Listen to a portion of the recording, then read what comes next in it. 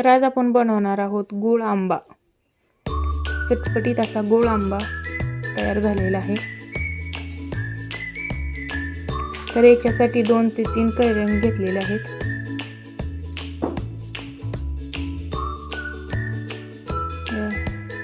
याचं वरचं बोड काढून घेऊया। आता याची साल काढून घेत आहोत।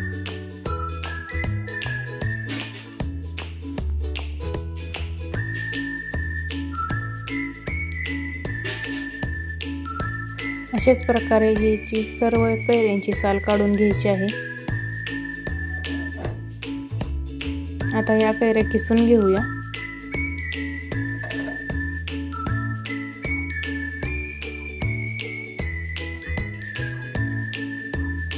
तर अशा प्रकारे हे सर्व किसून झालेलं आहे।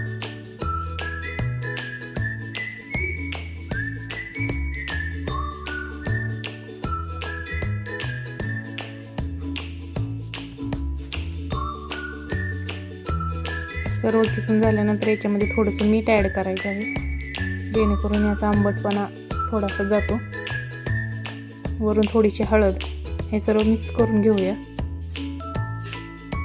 आणि 5 ते 10 मिनिटं याला मुरण्यासाठी ठेवूया।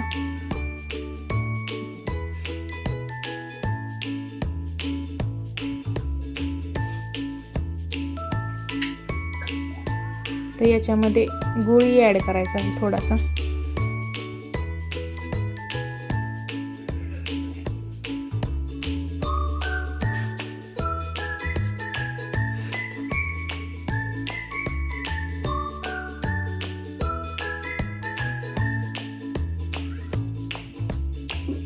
आता एका कढईमध्ये थोडंसं तूप ॲड केलेलं आहे, 1 चमचा। तर हे सर्व मिक्स करून झाल्यानंतर आता याला परतून घेत आहोत।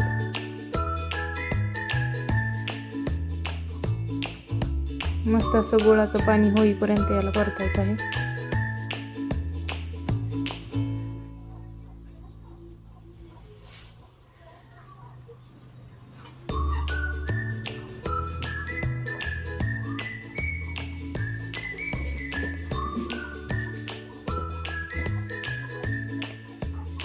अशाच प्रकारे गुळाचं पाणी होईपर्यंत हे परतून घ्यायचं आहे। तर याच्यामध्ये रेड चिली पावडर 1 ते 1.5 चमचा ॲड केलेली आहे। आता हे सर्व मिक्स करून घेऊया। थोडासा चाट मसाला याच्यामध्ये ॲड केलेला आहे। तर गूळ आंबा रेडी आहे। अशाच नवनवीन व्हिडिओसाठी कुक विथ वैशू या चॅनलला लाईक आणि सबस्क्राईब नक्की करा।